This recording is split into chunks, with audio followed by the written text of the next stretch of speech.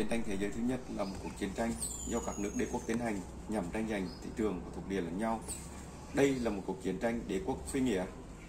Chiến tranh kết thúc, bất kể bên thắng hay bên bại đều phải gánh chịu những hậu quả nặng nề, không chỉ trong quá khứ mà còn cả thế hệ mai sau. Thế nên, cuộc sống hòa bình, đất nước phát triển, gia đình ấm no hạnh phúc, đó là điều mà tất cả chúng ta đều mong muốn. Vì vậy, tất cả chúng ta hãy chung tay bảo vệ hòa bình,